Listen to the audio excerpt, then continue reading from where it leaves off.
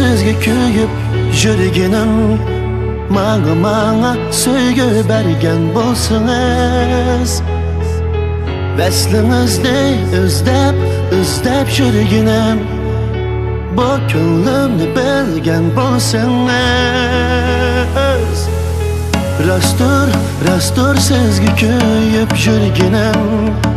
Manga söygü bergen bolsunuz Veslinizde özdep yürgenim Bu könglimni bilgen bolsunuz Derdinizde yürgüm pare Veslinizde buldum avare İş bulduğuna barmikin çare Derdinizde yüreğim pare Veslinizde buldum avare İş bulduğuna barmikin çare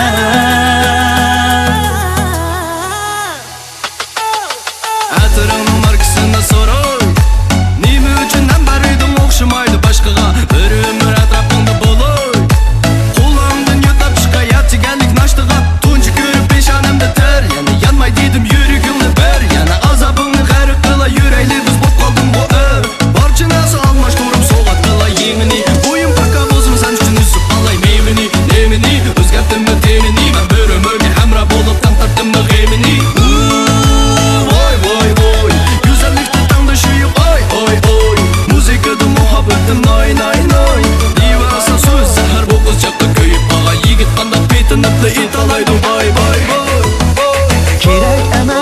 Kirek emez sizden başkası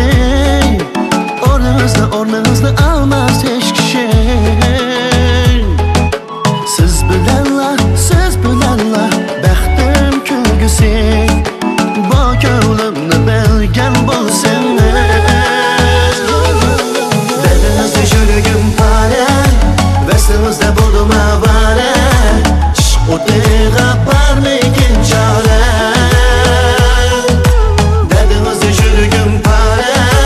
Veslinizde buldum avare O dıyğa barmikin çare Derdimizde yürügüm pore pore pore pore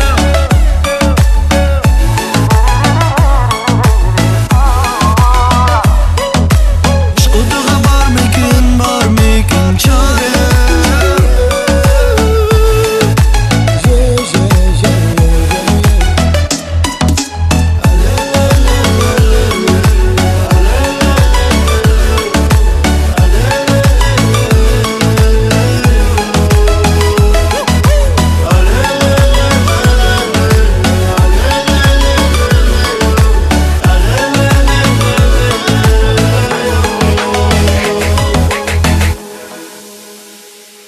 Yaxşımsizlar dostlar, ben dostum Bilal Anvardan sizlerge otluq salam. En avval bu dakika nakşımızı yaxşı köygen, anlayan barcha dostlarga chin ko'nglimdan teşekkürümü etaman. Yana shundaqla bu dakika mushu asarimizni, yangi nakşımızda qo'llagan Yeping Diban sirchiligi Xotandagi bosh vakolatchi Abdurimjon apandimga chin ko'nglimdan rahmatimni etaman. Eng ishonchli bo'lgan, sifatli, ziyonsiz, puroqsiz, yeshil maqsad mushu Yeping Diban